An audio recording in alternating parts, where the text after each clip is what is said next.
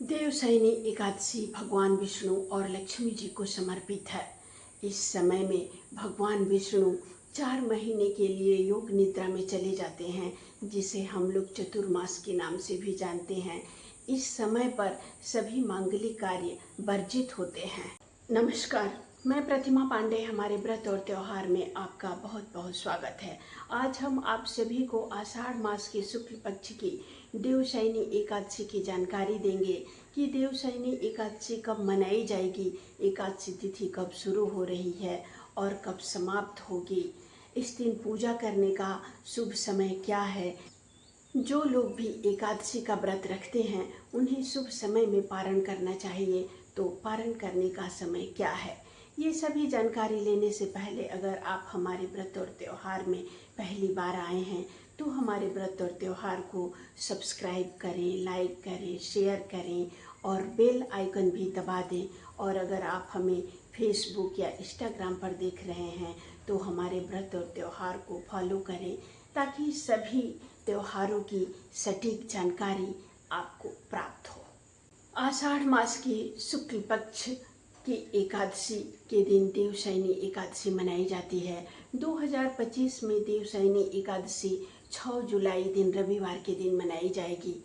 एकादशी तिथि का प्रारंभ 5 जुलाई की शाम को ही 6:57 पर हो जाएगा और 6 जुलाई की रात में 9:14 पर एकादशी तिथि समाप्त हो जाएगी। इसीलिए उदया तिथि का ध्यान रखते हुए आप सभी लोग 6 जुलाई को ही देवशयनी एकादशी का व्रत रखें। पूजा का समय, जो लोग भी ब्रह्म मुहूर्त में पूजा करना चाहते हैं उनके लिए रविवार के दिन प्रातः 4:14 से लेकर 5 बजे का समय है, जो ब्रह्म मुहूर्त का समय है और बहुत ही शुभ समय है। इसके अलावा इस दिन अभिजीत मुहूर्त है, जो दोपहर में है। दोपहर में 12:02 से लेकर 12:58 तक ये समय रहेगा।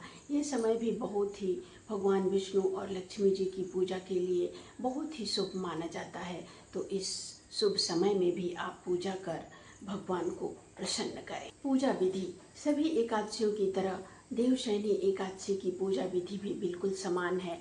इस दिन प्रातः नित्य क्रिया से निवृत्त होकर स्नान आदि करके स्वच्छ वस्त्र धारण करें और पूजा घर में गंगा जल छिड़क कर उसे भी पवित्र कर दें। उसके बाद भगवान विष्णु और लक्ष्मी जी की तस्वीर हो या मूर्ति हो,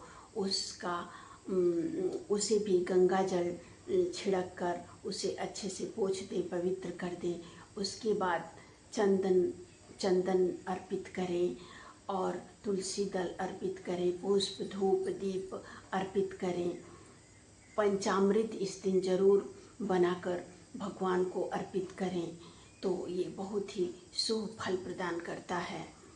और अगर आपके पास समय है तो वहीं पर बैठकर भगवान विष्णु के मंत्र का जाप करें या भगवान विष्णु सहस्त्र नाम का पाठ करें। नहीं पाठ कर पा रहे हैं तो विष्णु सहस्त्र नाम का पाठ सुने। उसके बाद अंत में आरती कर प्रसाद अपने पूरे परिवार में वितरण कर स्वयं ग्रहण करें। देवशयनी एकादशी का व्रत रखने से भगवान विष्णु और लक्ष्मी जी की कृपा हमेशा बनी रहती है। साथ में सभी प्रकार के पाप नष्ट हो जाते हैं और घर में सुख और समृद्धि का वास होता है। इस चतुर्मास में धार्मिक अनुष्ठान करने से आध्यात्मिक उन्नति होती है। पारण, जो लोग भी एकादशी का व्रत रखते हैं उन्हें शुभ समय में पारण करना होता है। तो देवशयनी एकादशी व्रत के पारण करने का शुभ समय है 7 जुलाई को प्रातः में 6:13 से लेकर 8:16 तक। इस शुभ समय में व्रत का पारण कर व्रत को पूर्ण करें। आप सभी के ऊपर भगवान विष्णु और लक्ष्मी जी की कृपा दृष्टि सदैव बनी रहे। इसी कामना के साथ अगले वीडियो में हम फिर एक नई जानकारी के साथ उपस्थित होंगे। नमस्कार।